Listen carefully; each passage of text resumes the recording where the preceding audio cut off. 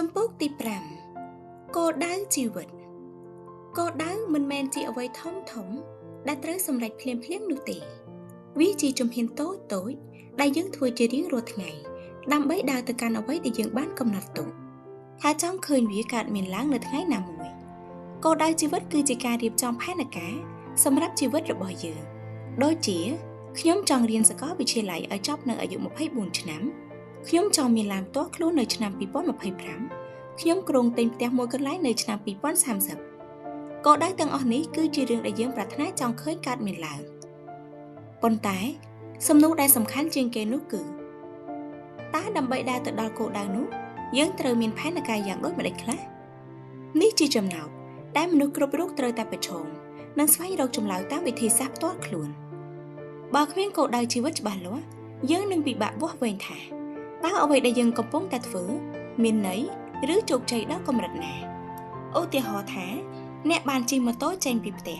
ប៉ុន្តែមិនដឹងថាចង់ទៅណាអ្នកអាចជិះឆ្ងាយប៉ុន្មានក៏ដោយប៉ុន្តែវាមិនអាចនាំអ្នកឲ្យទៅដល់គោលដៅណាមួយដែលអ្នកចង់ទៅនោះទេគោលដៅគឺជាទិសដៅផែនការគឺជាផ្លូវការខិតខំគឺជាជើងដែលនាំយើងទៅដល់ទីនោះចំពោះទី6សុភមង្គលនៃការរស់នៅសុភមង្គលនៃការរស់នៅមិនមែនមានន័យតែសុភមង្គលក្នុងគ្រួសារប៉ុណ្ណោះទេវាជាសុភមង្គលផ្លូវចិត្តដែលកើតចេញពីការយល់ដឹងពីខ្លួនឯងនិងការរស់នៅដែលមានន័យនៅពេលដែលសុខភាពផ្លូវចិត្តរបស់យើងមានស្ថិរភាពនោះជាសញ្ញាថាយើងកំពុងរស់នៅក្នុងសុភមង្គលយ៉ាងពិតប្រាកដមួយសុភមង្គលមិនមែនជារឿងដែលអ្នកដទៃអាចផ្ដល់ឲ្យយើងបានទេវាជារឿងដែលយើងត្រូវរៀនបង្កើតដោយខ្លួនឯងការស្ដាប់តន្ត្រីដែលយើងចូលចិត្តការអានសៀវភៅបង្កើនចំណេះដឹងការដើរកម្សាន្តក្នុងធម្មជាតិឬការរស់នៅក្នុងភាពស្ងប់ស្ងាត់មួយផ្លែតទាំងនេះអាចជាដំណាក់កាលតូចនៃសុភមង្គលផ្ទាល់ខ្លួនរបស់យើងបើយើងពឹងផ្អែកទៅលើអ្នកដទៃសម្រាប់សុភមង្គលទាំងស្រុងនោះយើងអាចជួបនឹងការខកចិត្តជាញឹកញាប់ដូច្នេះយើងត្រូវរៀនស្រឡាញ់ខ្លួនឯងយកចិត្តទុកដាក់ខ្លួនឯងនិងស្វែងយល់អំពីអ្វីដែលធ្វើឲ្យយើងមានអារម្មណ៍សុខសាន្តសម្រាប់អ្នកដែលឯកាឬមិនមានមិត្តភ័ក្តិច្រើនការរស់នៅដែលមានទម្លាប់ល្អៗដូចជាការចំណាយពេលជាមួយខ្លួនឯងការធ្វើអ្វីដែលចូលចិត្តដោយមិនចាំបាច់រងចាំអ្នកដទៃអាចជួយបង្កើនសុខភាពផ្លូវចិត្តបានយ៉ាងល្អពិតប្រាកដចង់ទៅដើរកម្សាន្ត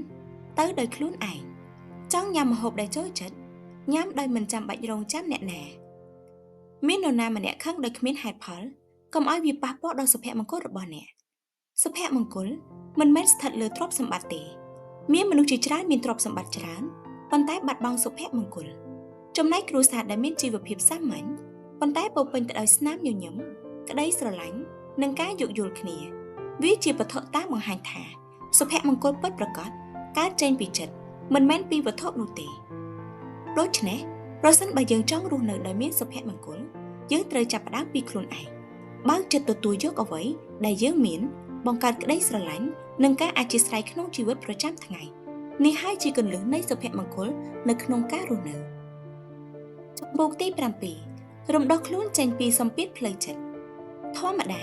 មនុស្សណាក៏មានសម្ពាធផ្លូវចិត្តដូចគ្នាដែរខុសគ្នាត្រង់ថាអ្នកខ្លះមានសម្ពាធផ្លូវចិត្តខ្លាំងហើយអ្នកខ្លះមានសម្ពាធផ្លូវចិត្តតិចតួចតែប៉ុណ្ណោះមនុស្សខ្លះមានសម្ពាធផ្លូវចិត្តខ្លាំងតាក់ទងទៅនឹងបញ្ហាគ្រួសារអ្នកខ្លះតាក់ទងទៅនឹងការងារបញ្ហាសុខភាពការសិក្សាបំណុលឬស្ថានភាពសង្គមជាច្រើនសម្ពាធផ្លូវចិត្តអាចប៉ះពាល់ដល់អារម្មណ៍ការគិតនិងសុខភាពរបស់យើងបានយ៉ាងខ្លាំងប៉ុន្តែសម្ពាធមិនមែនជារឿងដែលយើងត្រូវរស់នៅជាមួយវាជារៀងរាល់ថ្ងៃនោះទេយើងអាចរំដោះខ្លួនចេញពីវាបានប្រសិនបើយើងចាប់ផ្ដើមយល់ពីវានិងរៀនគ្រប់គ្រងវាឲ្យបានត្រឹមត្រូវវិធីសាស្ត្រដើម្បីរំដោះខ្លួនចេញពីសម្ពាធផ្លូវចិត្តទី1ស្ដាប់ខ្លួនឯងសូមស្ដាប់អារម្មណ៍ផ្ទាល់ខ្លួនរបស់អ្នកដោយយកចិត្តទុកដាក់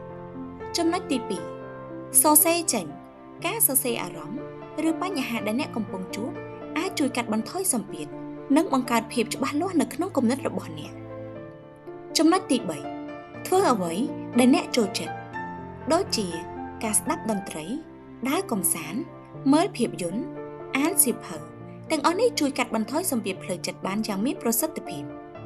ចំណុចទី4ស្វែងរកការគាំទ្រ ការនិយាយជាមួយមិត្តភ័ក្តិគ្រួសារឬអ្នកជំនាញផ្លូវចិត្តអាចជួយអ្នកមិនឲ្យមានអារម្មណ៍ឯកាចំណុចទី5រៀននិយាយថាទេការទទួលខុសត្រូវច្រើនពេកអាចបង្កជាសម្ពាធរៀនដាក់ព្រំដែននិងថែរក្សាខ្លួនឯងជាមុនចំណុចទី6ហាត់ប្រាណនិងធ្វើសមាធិវាជួយបង្កើនសុខភាពផ្លូវកាយនិងផ្លូវចិត្តបន្ថយអារម្មណ៍តានតឹងនិងជំរុញអារម្មណ៍វិជ្ជមានបើអ្នកស្ដាប់កំពុងជួបប្រទះនឹងសម្ពាធផ្លូវចិត្តសូមចងចាំថា